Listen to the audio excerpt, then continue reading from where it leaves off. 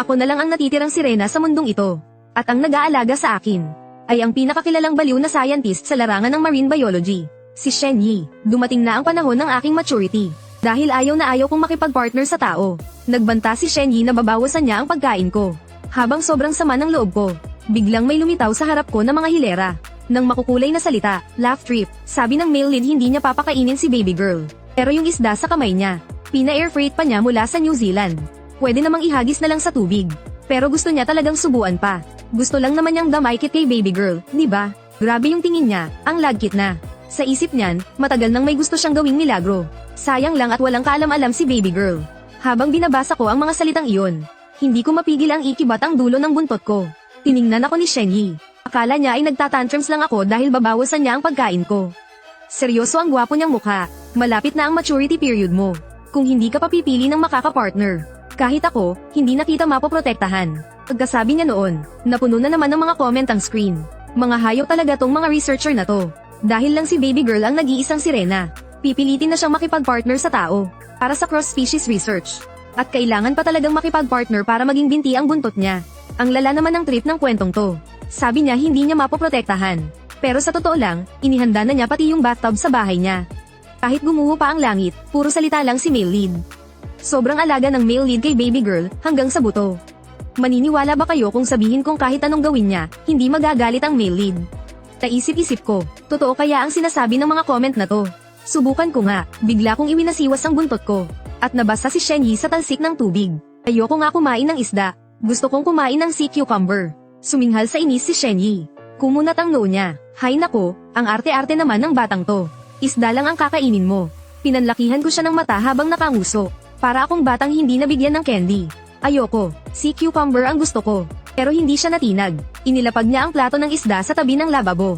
Saka tumalikod at umalis. Narinig ko ang mahina niyang sinabi. Kung ayaw mong kumain, edi magutom ka. Habang tinitingnan ko ang likod niya. Natulala ako. Hindi naman ganito ang sinasabi sa mga comment. Tapos, may mga lumitaw na namang comment. Puro hahaha ang nasa screen. Hindi yan ordinaryong isda, Alaskan King Salmon yan. At ang pinili pa ng bida ay yung pinakamataba at pinakamahal na parte ng tiyan. Pakainin niyo na kasi yung bata ng gusto niya. Huwag niyo nang hintay ang magutom yan, kayo rin ang maawa sa huli. Ito yung tinatawag na misplaced anger, Ngumuso ako, dumampot ako ng isang pirasong isda mula sa plato. At ibinato ko ito diretso kay Shen Yi. Nabasa ng katas ang puti niyang damit. Pumunat ang noo niya. Humarap siya at dahan-daang lumapit sa akin. Ramdam na ramdam ko ang bigat ng tensyon sa paligid niya. Gusto mong kumain ng sea cucumber? Mabilis akong tumango. Sa isip ko, umaasa pa rin akong pagbibigyan niya ako. Pero itinaas niya ang kamay niya at hinubad ang basang damit. Lumitaw ang matipuno at makinis niyang katawan. Kitang-kita ang mga abs niya. Tumabog ang alindog ng kanyang pagkalalaki. Iniharang niya ang kanyang kamay at kinorner ako sa isang sulok ng pool. Dama ko ang mainit niyang hininga sa aking pisngi. Basta't pumili ka lang ng kandidato para sa training. Ipaghahanda kita ng pinakamalaki at pinakamasarap na sea cucumber. Namula ng gusto ang pisngi ko sa sinabi niya. Kumakabog ang dibdib ko. Nag-wild bigla ang comment section. Para lang siya ang piliin ni Maybaw. Todo protekta na ang male lead, nangaakit pa. Grabe ang effort. Itong sea cucumber ba na to ay yung sea cucumber na iniisip ko? Yung nag-comment sa taas, manood ka na lang ng pambata. Pangmatanda tong channel. Nagkagat labi ako. Pilit na nagpapakalma. Nagtatapang-tapangan lang. Paano kung hindi ako pipili? Malamig siyang suminghal. May pangaakit sa tono niya. Kung ganun, ako'y biglang tumunog ang nakakabinging doorbell. Sinira nito ang namumuo sa aming dalawa. May bumisita sa laboratorio. Biglang nagiba ang tingin ni Shen Yi. Mabilis niyang dinampot ang isang malinis na shirt sa tabi at isinuot ito. Seryoso niya akong binalaan. Manatili ka lang dyan sa ilalim ng tubig at hintayin mo kong bumalik. Pagkasabi nun, dali-dali siyang umalis. Sumunod naman ako at lumubog sa ilalim ng tubig. Dahil sa sobrang inip, nagbasa na lang ako ng mga comment para magpalipas ng oras. Oh, kawawa naman si male lead, kahit isang segundo lang. Ano naman kung henyo siya? Isa pa rin siyang kaawa-awang empleyado. Laging hinihingi ng mga boss niya yung physical data ni Maybaw. Kailangan harapin yan ng male lead. Paano kung bawiin si Maybaw? Kung hindi lang dahil sa male lead na tinitiis lahat ng pressure para protektahan si Maybaw. Matagal na siyang kinuha para gamitin sa eksperimento. So, pinoprotektahan pala ako ni Shen Yi sa lahat ng oras. Bigla, may sumibaw na pasasalamat sa puso ko. Habang malalim ang iniisip ko, may narinig akong mga yabag sa itaas. Akala ko, bumalik na si Shen Yi. Kaya agad kong iwinagayway ang buntot ko at lumundag mula sa tubig. Hindi ko man lang napansin ang sunod-sunod na babala sa comment section. Maybaw, bilis, bumalik ka. Hindi yan ang male lead. Dumating na yung nakakainis na lalaki. Male lead, bilisan mo. May sumasalakay sa teritoryo Mamodel. Ang nakatayo sa pampang ay si Wu Chunfeng. Katrabaho ni Shen Yi, isa rin siyang mananaliksik sa Ocean Research Institute. Kilalang kilala ko siya. Siya ang unang nakatuklas na palihim akong pinapakain ni Shen Yi sa tabing dagat. At agad na isinumbong sa institute ang tungkol sa akin. Gumawa pa siya ng plano para mahuli ako. Kung hindi dahil sa kanya, malaya pa rin sana akong lumalangoy sa karagatan ngayon. Tinitigan ako ni Wu Chunfeng. Puno ng paghanga ang kanyang mga mata. At isang kabal-iwang hindi niya maitago. Ang pinaka-perpektong obra ng may kapal. Tinitigan ko siya ng may pag-iingat. Anong ginagawa mo rito? Hindi niya pinansin ang pagkainis ko. Ang malaswan niyang tingin ay gumagala sa katawan ko. Kinikilabutan ako sa mga titig niya. Siyempre, nandito ako para kunin ka. Mahal ko. Pagkasabi niya noon, agad siyang sumugod sa akin dala ang isang lambat na may mahabang hawakan. Naging tensyonado na rin ang mga comment. Baby girl, mag-ingat ka, may mga tinik sa lambat. At may pampatulog pa yan. Kapag nataman ka niyan, hihimatayin ka at ibebenta. Ang gwapo naman ng lalaking to. Ano kayang gagawin niya kay baby girl kapag nahuli niya? Gets ko na diversionary tactic pala. Sinadya nilang paalisin yung bida. Para makuha si baby girl. Mabilis akong kumilos. Umikot ako at agad na naiwasan ang lambat. Saka ko malakas na iwinasiwas ang buntot ko. Agad siyang nabasa ng talsik ng tubig. Si Wu Chunfeng. Sino ka sa akala mo? Para kunin ako. Kitang-kita sa mukha ko ang pandidiri. Lubos niyang ikinagalit ang sinabi ko.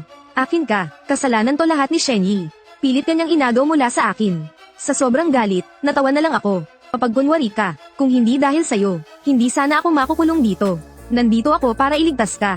Sumama ka na lang sa akin ng maayos. Pinapangako kong ibabalik kita sa dagat. Asa siyang maniniwala ako sa mga pinagsasasabi niya.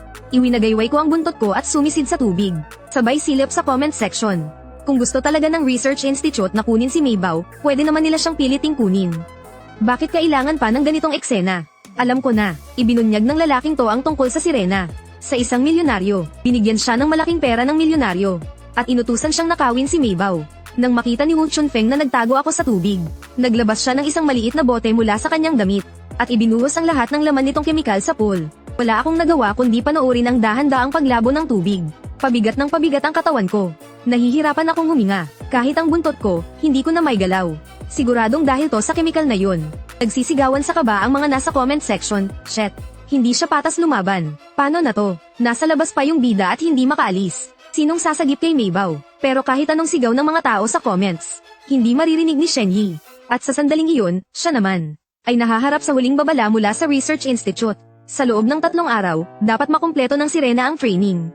Kung hindi, papalitan na ang tagapag-alaga niya. Nalaman ko mula sa comment section na si Shen Yi, mula pagkabata, ay turing na ng iba na isa siyang katakataka. Napakataas ng kanyang IQ, pero malamig at malayo sa tao. Pero pagdating sa mga hindi pa natutuklasang lamang dagat, mayroon siyang tila kabal-iwang pagkahumaling at determinasyon. Minsan, para lang maobserbahan ng isang uri ng tropical coral, tumira siyang mag-isa sa isang isla sa loob ng 3 buwan. Ito rin ang dahilan kung bakit siya ang unang nakatuklas sa akin. Bilang pinakabatang siyentista sa Marine Research Institute, malaki ang inaasahan sa kanya ng mga nakatataas. Kaya naman siya ang ginawa nilang kaysa isa kong tagapag-alaga. Pero lumipas ang ilang buwan. Ang data analysis na isinumite niya ay malayong-malayo sa inaasahan. Gustong-gusto ng malaman ng mga nakatataas kung mayroon bang reproductive isolation sa pagitan ng mga sirena at tao. Alam lahat yan ni Shen Yi. Pero wala siyang pakialam. Dahil sa puso niya, ako lang ang nag-iisang sirena. Pinindot ni Wu Chunfeng ang drain button ng pool. Kitang-kita kung gaano kabilis bumaba ang tubig. Pilit kong kinalagkad ang katawan ko papunta sa sulok. Nang kaunti na lang ang natitirang tubig. Tumalon siya papasok. May hawak siyang hiringgilya na puno ng kung anong likido. Dahan-dahan siyang lumapit sa akin.